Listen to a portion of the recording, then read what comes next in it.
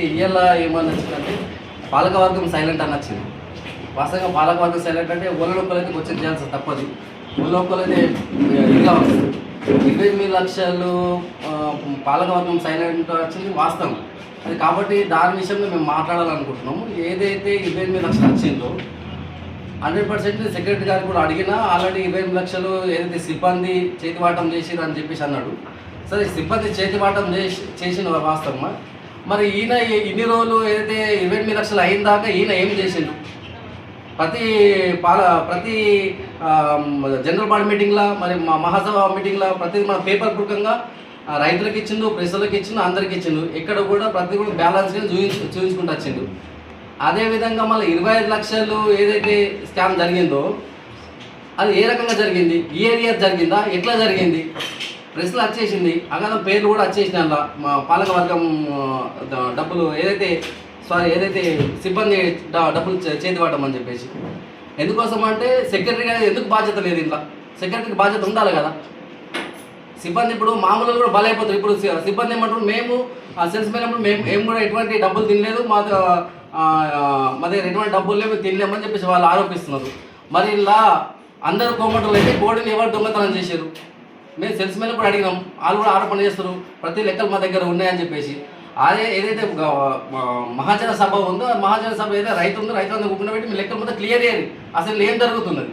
మాది పాలకవర్గం ముగిసిన తర్వాత కోర్టు ఆర్డర్ వచ్చిన తర్వాత మళ్ళీ మేము ఛార్జీ తీసుకున్నాడు. నేను ఏమని అడిగినా ఏదైతే ఎఫ్డి ఇన్ని లక్షలు ఉండే స్టాక్ ఇంత ఉండే మేము దీపేటప్పుడు మరి సెక్రటరీ గారు మీరు బరాబరి ఉన్నాయా అని నేను అడిగితే ఆ రోజు రాజు గారు పేపర్ విలేకరు కూడా ఉన్నారు, ఆ రోజు చైర్మన్ కూడా ఏమంటారు, పరిశ్రమ కూడా ఏమంటారు విన్నారా అంటే ఆ రోజు ఈ డబ్బులు ఉండే మరి ఉన్నాయని అడిగితే ప్రతి పైసా కడిగింటి ఉందని చెప్పేసి అన్నారు. ఈ 2 నెలల 28 లక్షలు ఎట్టిపోయినాయి, ఈ 2 నెలల 28 లక్షలు ఎట్టిపోయినాయి.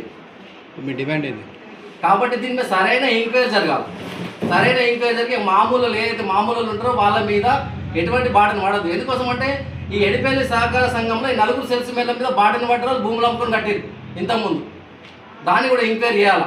ఏందని శంకర్ రెడ్డి అని ఎడిపల్లి సెల్స్మెన్, మళ్ళా ఏదైతే సురేష్ బాబు, భరత్, సాయిలు వీళ్ళంతా బాధితులే.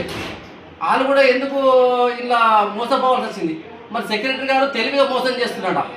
తెలియాలి కదా, తెలివిగా మోసం చేస్తుండా. కాబట్టి ప్రతిదీ కూడా ఏదైతే ఎందుకు మాకు పదార్థంగా బాడీ మీటింగ్ పెడతాడు, ఎందుకు బాడీ మీటింగ్ పెట్టలేదు? అసలు ఈ సొసైటీలో ఏం జరుగుతున్నది, సొసైటీ జరిగేది తెలియాలి కదా. ఇంత 5 సంవత్సరాలు మేము అభివృద్ధి పథంలో తీసుకొచ్చినాం, ఎంత లాస్ ఉండే మీ ప్రతిదీ కూడా మేము ఇంత బ్యాలెన్స్గా చూసుకుంటూ వస్తున్నాం, ఏదో ఇట్లా అన్ని చూపెట్టినాం. ఇప్పుడు ఈ లాస్ట్ మూమెంట్లో ముద్ర పడ్డది పాలకవర్గం సైలెంట్ అని. పాలకవర్గం సైలెంట్ లేదు, 100% 28 లక్షలు సెక్రటరీ గారు కట్టాల్సిందే. కట్టిన తర్వాతనే మేము ఇలా రాణిస్తాము. ఇది డైరెక్టర్గా మాట్లాడతలేము, ఇప్పుడు రైతుగా మాట్లాడుతున్నాం. ఇప్పుడు ఎందుకోసం అంటే ఖచ్చితంగా రైతుల డబ్బు అది మీరు ఎట్లా వాడుకుంటారు, సెల్స్ మెన్లను ఎట్లా వాడుకుంటారు? మీరు సెల్స్ మెన్ వాడుకున్నాక నువ్వేం చేసినావు, లెక్క ఏం చేసినావు? నెల లెక్క నువ్వు స్టాక్ తీసుకోలేవు కదా. డబ్బులు 20 లక్షలు ఇప్పుడు మామూలు వ్యక్తి అడ్వాన్స్ కడతారు కదా. ఈ ఇన్నుతులు మీరు ఏం చేసిర్రు? కాబట్టి ప్రతి సెల్స్ మెన్ల సెక్రటరీ మాకు 28 లక్షలు సహకార సంఘానికి జమ చేయాలి. ఎందుకోసం అంటే ఎవరైతే క్లియర్గా లేవని, ఎవరైతే ఇప్పుడు ప్రభాకర్ సెల్స్మెన్ 28 లక్షలు అంటున్నాడు, 25 లక్షలు అని చెప్తున్నాడు, అందులో సెక్రటరీ 100% బాధ్యత ఉంది. ఏం చేసినావు నువ్వు? ఖచ్చితంగా ఎందుకు చెప్పలే? మాకు పాలవర్గం చెప్పాలి కదా. ఎందుకు సింగల్ సంతకాలు తీసుకున్నాడు? ఆయన బాడీ మీటింగ్లో సంతకాలు తీసుకునే కావు. ఎడిపల్లి డైరెక్టర్లు 2-3 లక్షల సంతకాలు తీసుకున్న తర్వాత స్కామ్ గురించి చెప్పిండు. ఎటువంటి తీర్మానం జరగలేదు, వీళ్ళు డబ్బులు తిన్నట్టు ఎటువంటి నిర్ధారణ మా పాలక వర్గం ఆమోదించలేదు. అసలు బాడీ మీటింగే జరగలేదు. ఇళ్లకు పోయి సంతకాలు పెట్టుకున్నాడు. నా దగ్గర కూడా వచ్చిండు, వైస్ చైర్మన్ అనిల్ రెడ్డి గారి దగ్గర కూడా వచ్చిండు, ఆయన కూడా పెట్టలేదు. నా దగ్గర వస్తే నేను కూడా పెట్టలేదు. ఎందుకోసం అంటే మాకు సెక్రటరీ అంటే పగలేదు, సెల్స్మెన్ అంటే మాకు చుట్టం కాదు. ఈడ ఏంది సంస్థ, రైతుల సంస్థ మీరు 100% మీరు పైసలు కట్టుర్రి. నువ్వు సిబ్బంది కడతారా, సెక్రటరీ కడతారా? ఎందుకోసం అంటే ఎంత సిబ్బంది పొరపాటు 110% సెక్రటరీ సంబంధం ఉంటుంది. కాబట్టి ఖచ్చితంగా మీరు 28 లక్షలు తక్షణమే మా సహకార సంఘానికి మీరు జమ చేయాలా. జమ చేసినాక మేము ఊకుంటే లేదు, అవసరం అనుకుంటే రైతులందరినీ తీసుకొచ్చి మేము ధర్నా చేస్తాం. ఖచ్చితంగా కట్టాలా. మీరు ఎటువంటి స్టేట్మెంట్ ఇస్తారో, ఎట్లా కడతారు, అసలు ఏం జరుగుతున్నది ఎడిపల్లి సహకార సంఘం లోపల? ఎందుకు మీరు లోపల లుసుకులు ఎందుకు ఇచ్చేస్తారు? లోపల ఎందుకు సంతకాలు పెడుతున్నారు? అసలు తిమింగల లోలు మామూలు మీరు ఎందుకు బలి చేస్తారు? ఇలా 4 బలి అయిపోయారు, ఇలా 3 బలి అయిపోతున్నారు.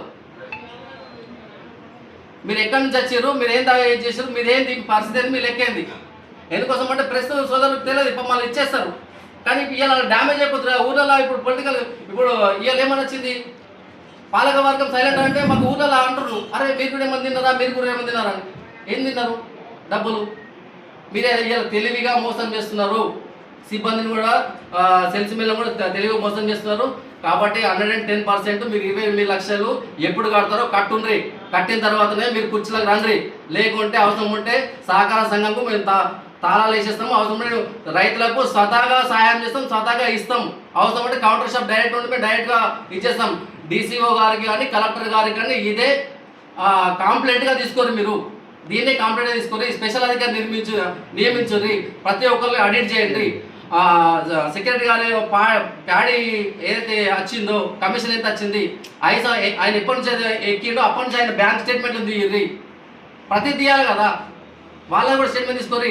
నువ్వు 25 లక్షల ఆరోపణ చేసినావు, ఏ ఇయర్లో ఎన్ని లక్షలు తిన్నాడు, మీరు బాడీకి ఎందుకు చెప్పలే? ప్రతి గ్రామ మహాజన సభలో రైతులు కూడా మీరు చెప్పారు క్లియర్గా అని చెప్పేసి. ఆ రైతులందరికీ ఏం కొడుతూ, అరే వీళ్ళు అభివృద్ధి పథంలో తీసుకుపోతున్నారు, అభివృద్ధి పథకం తీసుకుపోతున్నారు అంటే లాస్ట్ మూమెంట్లో ఏం పడ్డది, ఇలా ముద్ర పడ్డది. వీళ్ళు మేము ఖండించకుంటే ఇలా మా భవిష్యత్తు కథం అవుతుంది ఊర్లలో. అవునా కదా?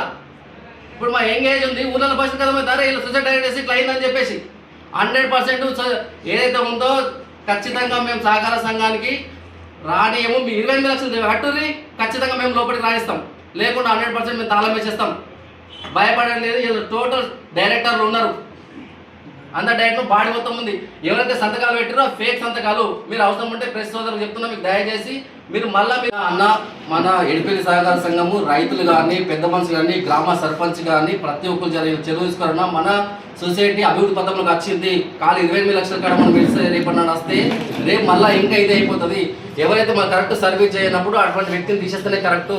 సర్పంచ్ గారికి కూడా మేము ఎందుకోసం అంటే మీరు పిలిపించుకొని గ్రామ సభ పెట్టి రైతుల సమక్షంలో పాటునే ఇది లెక్కలు కావాలా, ఇది సెల్స్మెన్స్ పొరపాట, సెక్రటరీ పొరపాట తెలిసిపోతుంది. కాబట్టి ఇందులో ఎటువంటి దాపరికాలు లేవు. 100% ఇంట్లో న్యాయం జరగాల. సెల్స్మెన్ కూడా మాకు ఇంత అయింది అంత అయిందని చెప్తున్నారు, ఎందుకు మాకు ఇన్ని బాగిందని చెప్పలేదని చెప్తున్నారు. వాస్తవం కరెక్టే కదా. నేను 2 నెలల కింద లెక్కలు మీరు బరాబర్ అంటే 2 నెలల్లో 28 లక్షలు ఎట్లా మాయమైపోతాయి? మాయం కావద్దు కదా ఇది. కాబట్టి ఇది అంతర్గతంగా జరిగింది, 100% జరిగింది. కానీ పైసలు మాత్రం జమ చేయాల్సిందే.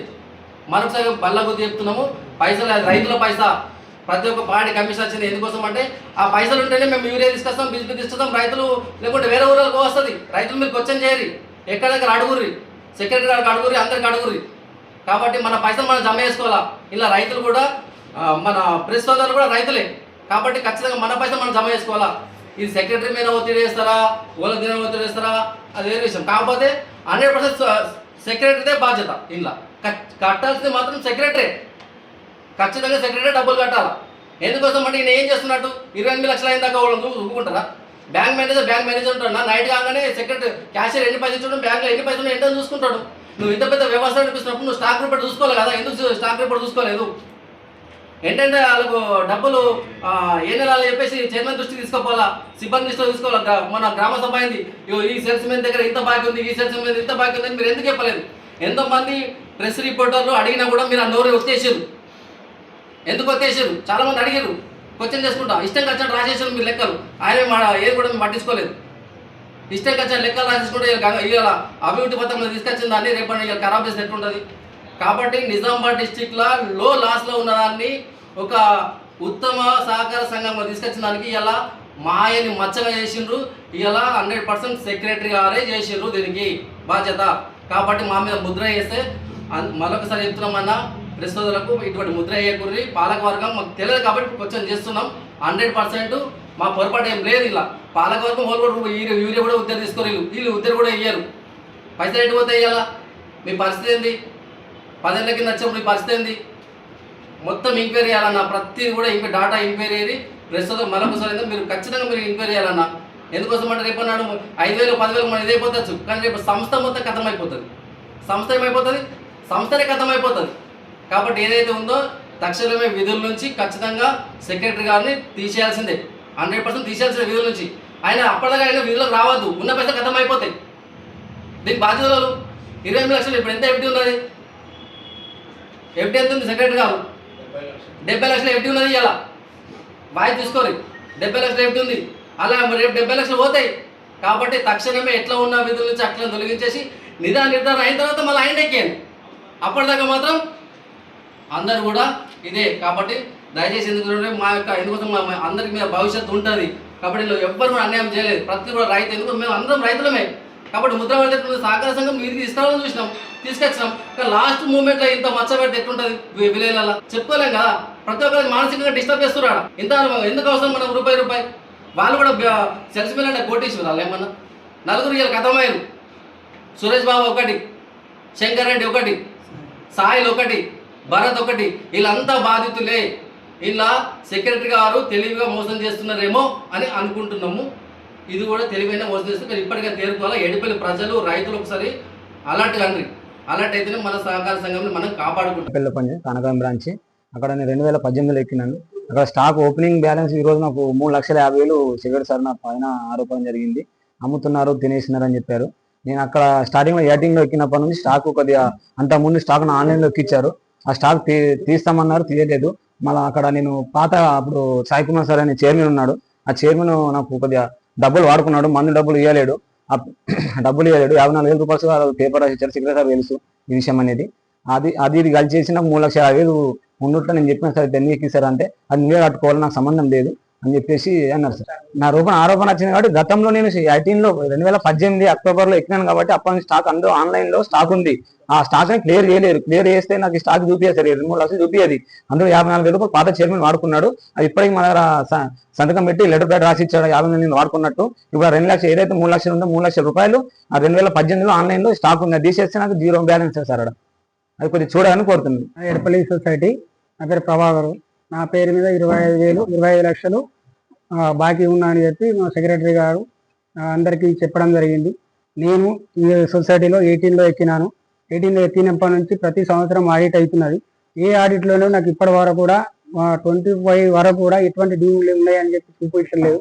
25, 26 వచ్చేసరికంటే 25 లక్షలు ఉన్నాయని చెప్పేసి స్టేట్మెంట్ ఇచ్చింది. నాకు ఆన్లైన్ రికార్డ్ ప్రకారం తీసుకున్నా కానీ ఎటువంటి నాకు ఆలోచన బట్టి ఎటువంటి ఫలానా ఇది ఒక్క ఆడిట్ దగ్గర కూడా నువ్వు డ్యూ ఉన్నావని ఏ సంవత్సరం చూపెట్టలేదు. నాది ఆఫీస్ పక్కకే గోదాం ఉంటుంది.